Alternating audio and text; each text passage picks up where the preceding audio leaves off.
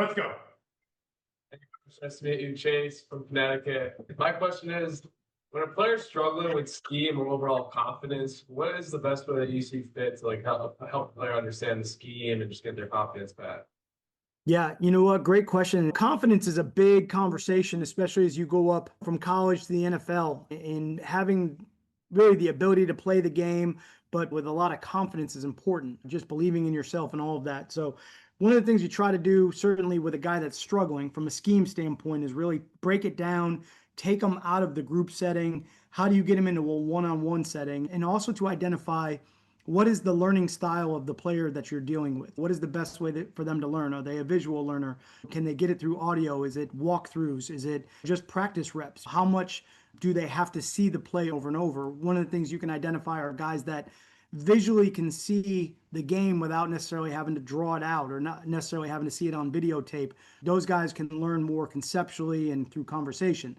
The guys that actually need to see it, walk through it, feel it, that's going to require a little bit more time. And sometimes when you do that and spend that one-on-one time, that'll help increase their confidence. But trying to put them in as many of those situations as possible. We always talk about your process. How do you improve your process every single week? I tell the guys, whether it's in the NFL or even here in college, look, you have to be consistent every single day. If you're consistent every single day, it's the only way I can tell whether or not you've gotten better or worse. If you're not consistent, you really ride this wave, right? Emotional wave up and down. You may come in the building one day and be on an emotional high or just be on the top of your game, but it seems like you got better, but you really didn't. Or you may be at the bottom of that cycle and not be able to relate or communicate well enough. And did you get it or did you not? I can't tell. And so now I'm trying to base that off of your daily interactions as opposed to, are you consistent? Are you the same person every day, so that we can really identify what you need to do to get better and track that progress.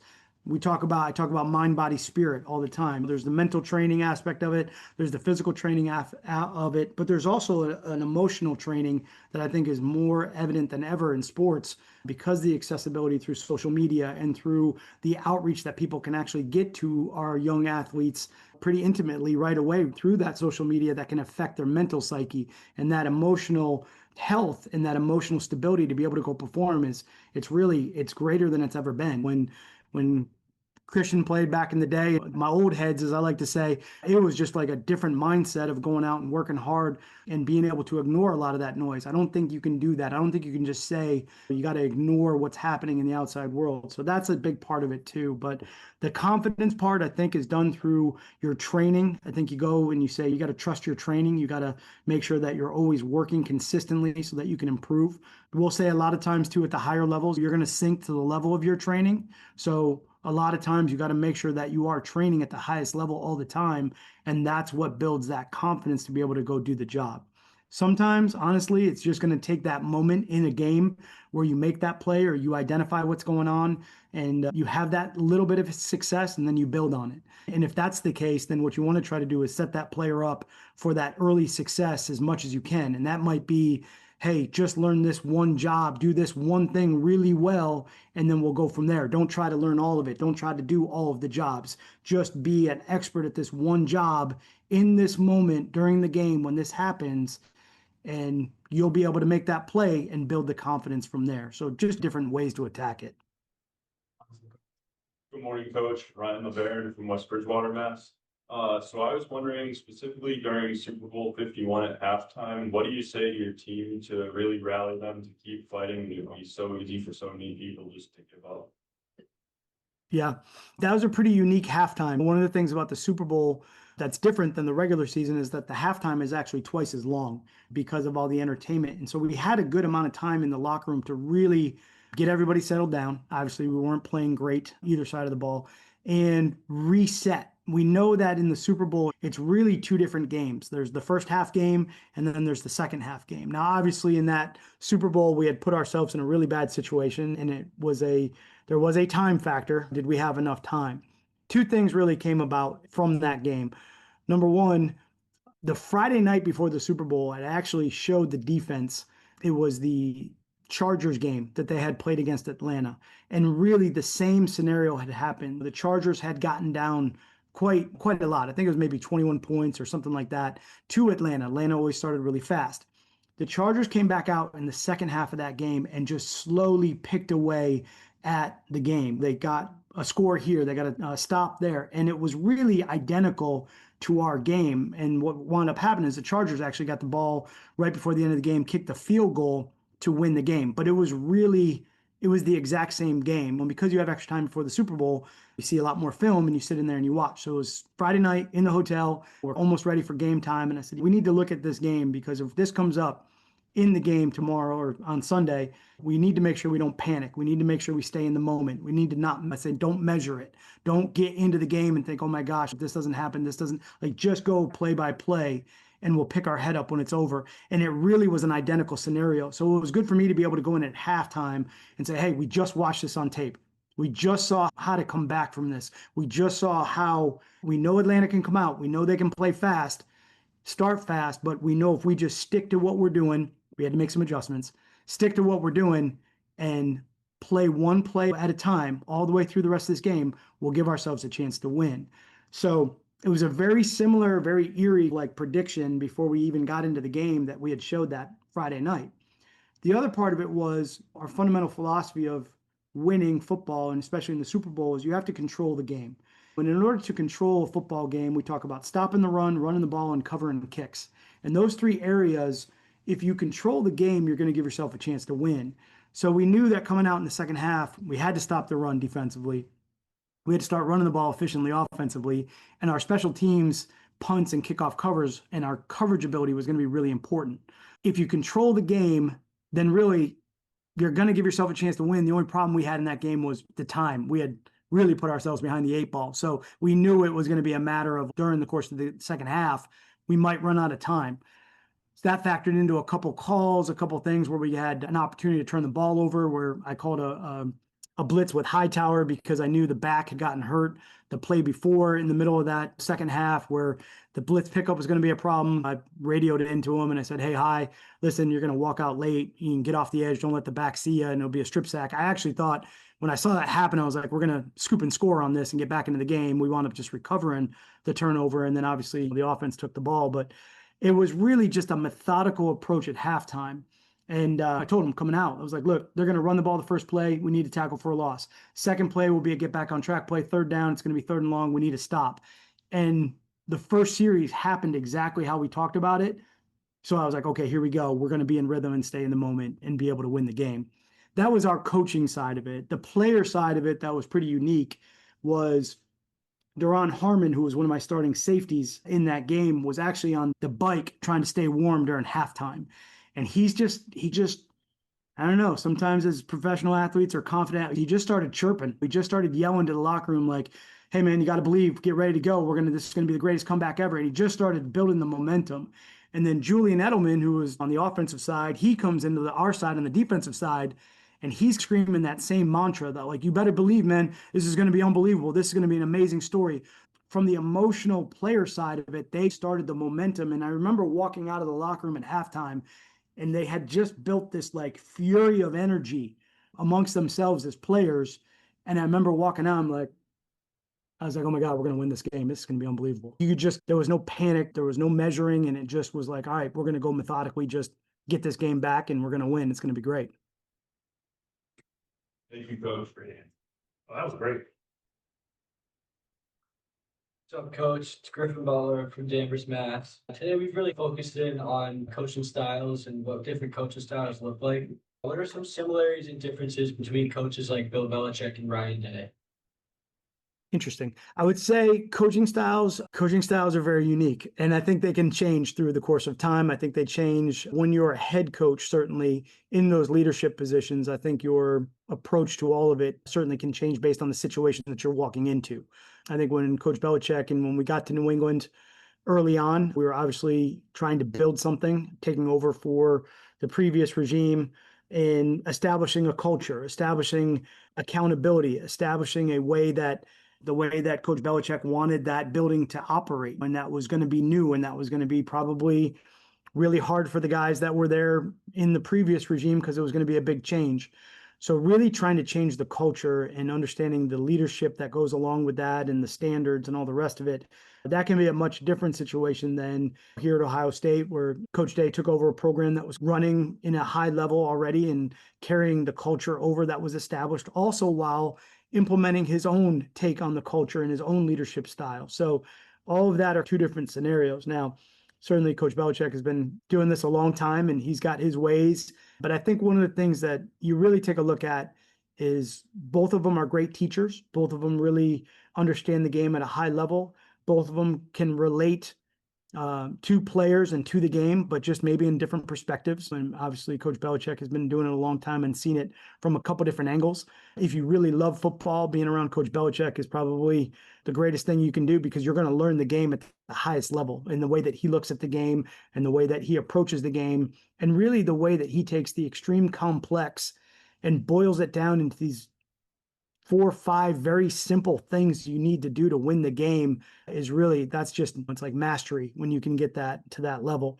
The college game is a little bit different. The college game is definitely, there's a lot more emotion involved with it. Your guys are just out of the high school range, in the college range. So there still is that element of, I'll call it a little bit of a youthful joy to playing the game. That's a little bit different than maybe when you're 28, 30 years old and you got a wife and 3 kids and you're paying a lot of bills and you're playing a game to, that's your job. So the motivations maybe are a little bit different. The kind of the drive to get the players to do what you want, maybe a little bit different than that. And I think Coach Day does a really good job of inspiring these guys every day and kind of getting that juice ready to go so that we have those practices that we need in order to get better. The biggest thing I say with football specifically that's different is we have to practice to get better. We only have 12, 16, 17 games, whatever it is, depending on the level you're at, to play. Like baseball, basketball, hockey, those are different sports because you actually play games to get better. You actually have less practice time than you do have game time. Whereas we have to be able to go out and practice. That's why it's so important for us. And I think that's the biggest trick from a head coach. Not only is it managing the game and putting game plans together, but how do you get your team to go out and compete every single day against each other, because you know that's the best way for you to improve. Hey, Coach, I'm gonna hijack real quick. Alyssa, you go next. I don't want to lose my opportunity to ask this question and let them hear it. And we're gonna be talking about culture building in a couple weeks. So I want to hear from you. What do you think is the biggest challenge in building a winning culture? Yeah, I would say the challenge of building a winning culture, because I think you need this element in a winning culture, is accountability. I think that is the number one thing that you have to try to figure out based on the building that you're walking into or the team that you are involved in. What is the best way for this team to be held accountable by the coaches, but also held accountable by each other? Accountability is one of the things. And look, I always say all the time when I get new guys, I'm like, I blame my generation. I blame myself. We thought it was a good idea to give everybody trophies. I'm like, I thought everyone wanted a participation grade and all that was going to be good for everybody. But honestly, when you get into high level competition, not everybody gets a trophy. In fact, most of you probably should have been left at the ballpark to walk home with your ball and your bat and kind of figure out how you lost the game. I say it very jokingly, all right, but I do think that accountability is something that's really hard for people to dive into. Nick, when we talk to Nick Saban all the time too, he had great sayings as far as most people just want to be average. Most people just want to be left alone and just be average in life. And when you play sports and you want to be the best, you have to be an expert at what you do. You have to excel at what you do. And the only way to do that is really to get true, honest feedback. And that's the accountability factor that I think is hardest for cultures that don't have that already. So that's a big piece. But here's the secret sauce to that. The only way that you can have accountability in your culture, and the biggest word here is you have to have connection. You have to have a way to relate and connect to the coaches, from coaches to players to coaches and players to players. That connection is the only way that you can get people to actually open up and listen to constructive criticism and not be defensive about it, to take that coaching point or take that advice and say, I'm only giving you this because I love you and I want you to be the best version of yourself. And that, I would say, is probably what's changed the most over the years. Whereas, like we say back in our day, they just tell you, like, go shovel the driveway. Now you got to tell them why you got to shovel the driveway, which is fine. Tell them. If you tell them, they'll do it. But back in the day, you just did it, or it's probably really bad for you. So I think that connection piece is one of the things you have to have in order to start to turn a culture. And look, to be quite honest with you, and I've gone through this a lot. When I took over as the head coach for the Detroit Lions, like my first year, like I was not a good head coach. There's no handbook for that. There's no outline to what that looks like. And when you walk into a new building for the first time, we had just come off a Super Bowl loss to the Eagles. And like when you lose a Super Bowl, and Christian can tell you, been a bunch of them, I've been to a bunch of them. When you get to that point where you get to the highest mountain, when you win, the euphoria is crazy. You're just like, it's besides, like I always say all the time, besides having my 3 kids, it's the best feeling I've ever had in my entire life. When you lose that game, it's literally like death. Like you are mourning the loss of a missed opportunity. So coming off of that loss against Philadelphia and walking into a building that didn't have that journey that I just traveled. And when you lose that game, the only thing you can think about is how do I get back to that game as fast as possible? I just want to get back there, my competitive levels, everything about my body means let's just go win now. And when you walk into a new building or a new situation, they're not going to have that same mindset, and they're not going to have that same sort of drive. They're just trying to figure out how to win maybe 4 games instead of 3 games. And it's just a different level of intensity. And if you don't reset yourself and go back to fundamentally, I need to make connections. I need to make sure I understand the journey they just went on before I can even start to relate to anybody. You miss that opportunity. And I don't think I did a great job of that walking into a new building. I think I missed the opportunity to actually connect with everybody first, as opposed to, hey, let's just go win. And let's just hold people accountable, and let's just go do everything we can to get back to the top of the mountain. And that's a mistake I think people make when they go into new buildings or new teams. Hey Coach, I'm Alyssa. I'm from Hopkinton, Mass. I actually have 2 questions. One's just like an opinion question, so I'll save that one for after. But my first is, based off of like coaching, what's one thing you've learned that's only after it cost you something in a game, championship, anything like that? Okay, that's your second really good one there, Christian. That's a really good one. I would say the story, obviously, I just told, that's something that you learn after you go through a really, bad deal, right? So like when you get let go as a head coach, when you get fired, I think you can be really pissed off and you can blame everybody else, or you can take that time to go back and reflect and say, okay, what did I need to learn? Where do I need to grow? Have that growth mindset about it. That would be a big thing for me, is understanding like when you leave or go from team to team, or you leave and from culture to culture. I think those are big things. I think other things that you learn after the fact may be that there are multiple ways to do things, and they all work, and they all come with certain characteristics that are the same, even though the process may be different. And that's okay. It's okay to have that, as long as the foundation of what you believe in is still there. So, for instance, the outside look of how you handle a building, how you practice, how you train, how you develop guys, it can all look different ways, and they're all good. There's thousands of examples of all of it being successful.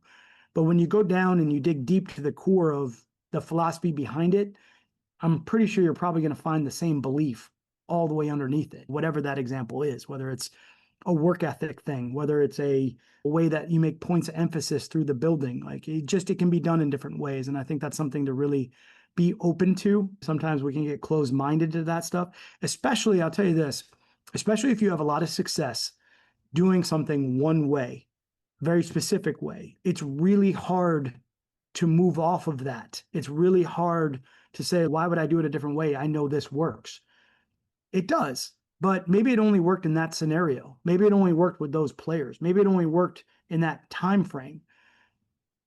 Be open to looking at other ways to doing things. Be open to exploring that time has changed, buildings have changed, players have changed, the game has changed, and be adaptable, be fluid to look at that, and just have the confidence that you're a good enough problem solver that if it is getting off the rails or getting off the track of where you want the end result to be, that you can course correct it back to where the goal, aiming towards the goal that you want. So those are a couple ones there. I think in the side of professional sports, that's interesting. And now coming into college, when money gets involved, it can complicate things, I would say, in certain relationships. And being able to stay in your lane in some of those situations is really good as a coach. Let the people that handle that stuff handle it and not have to get involved. And I also think that when you're involved in those situations, if you decide to be GMs or do contracts, like when I went back to New England, I did the GM role for 2 years. In my course of coaching in the NFL, I was a head coach, a GM, an offensive coordinator, and a defensive coordinator in the National Football League. That's pretty rare. I don't think anybody's ever done that, actually. But one of the things that you had to learn was, as a coach, I'm pretty emotional. I'm pretty much right there with the players, and we're grinding and we're working, and it is very emotional. But when you become an executive and you're in some of those roles where you're doing contract negotiations, you want to take the emotion out of it and just try to understand, what is the end result? What are we trying to get to? What's important to the player? What's important to the organization? And keep it in a very non-emotional state and keep it in a problem-solving state if the goal is to make sure that you keep or acquire this player. If that's the goal, then keep the goal the main thing. Keep the main thing, take the emotion out of it, and just try to problem solve to get to the point where everyone feels good. Hi, Coach. Jack Reardon from Franklin, Mass. And during your visit with Okay, wait, Franklin, Mass. So where did we go to high school? Franklin, Went to Franklin. Okay. Where in Franklin did you live? Oak Street, That's really specific. Give me your landmarks. I know there's probably 3 Dunkin' Donuts by your house. during your visit with the Games with Names with Julian Edelman, you mentioned the embrace the bullseye or the most wanted mentality from your time in New England. How's that translated to your time at Ohio State, one of the top college football programs in the nation? Yeah, I appreciate you watching Jules' podcast. That's what I'm talking about. He's trying to get me to go next week, go on and obviously we got the rematch. So he's trying to get Malcolm and I on next week to talk about that whole thing again. So we'll see, maybe be out in San Francisco. I think the biggest thing for college football in New England, and look, there's probably a lot of elements to that. Even though New England, and Christian will tell you, it was really tough. It was really hard. The demands, the accountability, all that we had from the top down. I would say we had a lot of fun. It was like great guys. We had a lot of fun. There's a lot of great stories. There's a lot of connection, but it was just in a different way.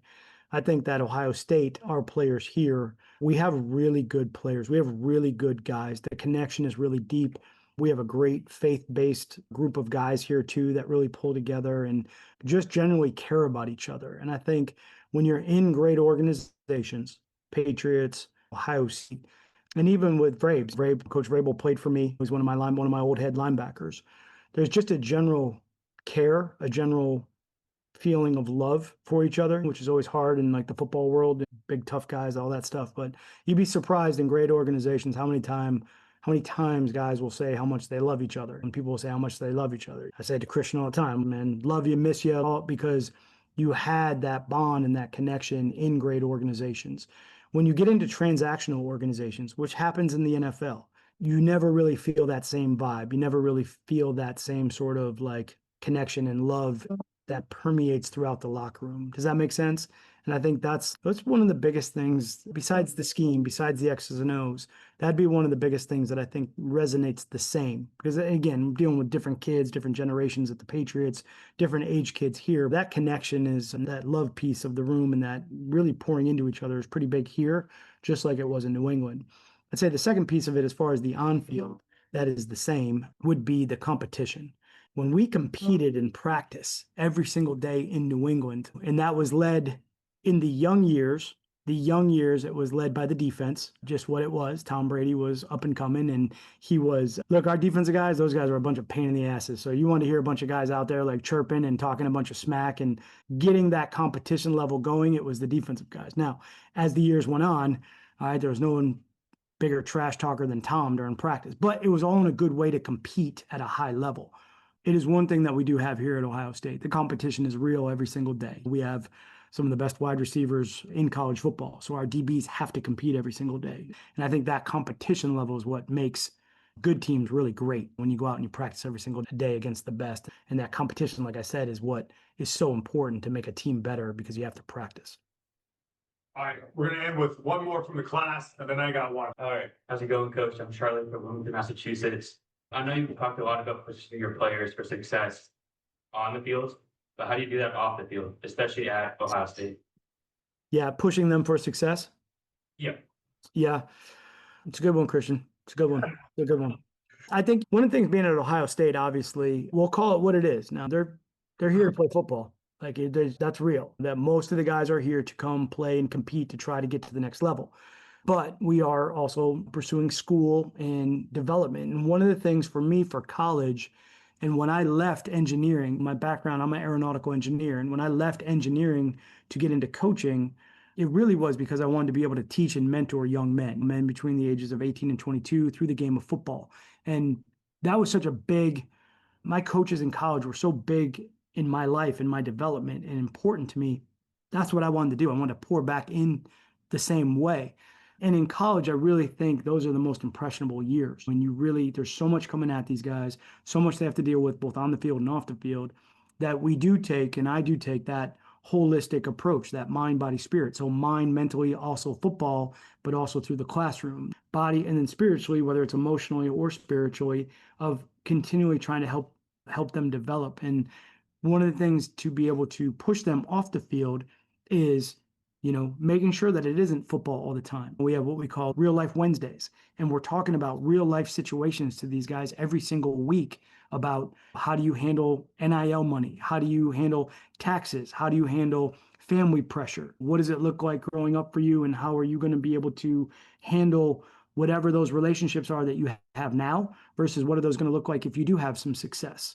Certainly through school, our academic support and following your passion of what are you getting your degree in, and then coming back and saying, okay, what are the opportunities right now that you are in that we can explore those other avenues outside of football that you do and that you are interested in? How do we get you connected with a CEO of whatever, a restaurant, if you're interested in restaurant, if you're interested in sports or you're interested in real estate? We have a lot of people that, fortunately in the city of Columbus, we have a lot of real estate investments going on. So it's very easy for us to do and connect our players to real life, real world business opportunities and teach them through that and help them grow. Because the reality of it is, look, I hope all of our guys play 10 years in the NFL or 12 years in the NFL, but when they're done, they're still going to be in their mid 30s or early 30s. There's a whole lot of life left to go.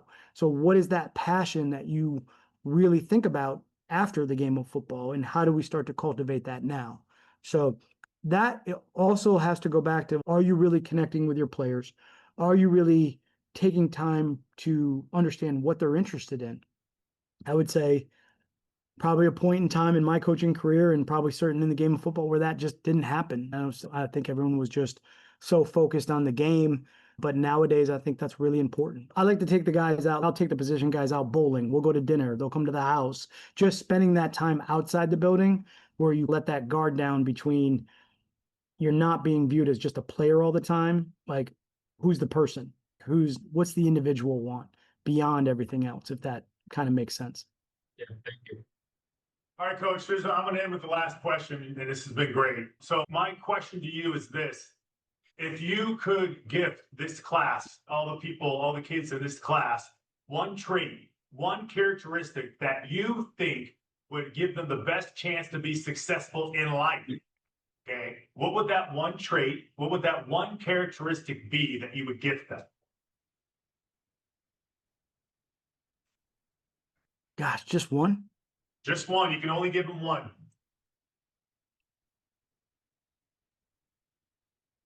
I feel like I got the best question but you just haven't said it because you're thinking. And I don't want to give you that credit. That's why I'm trying not to give you that credit in front of the class. Yeah.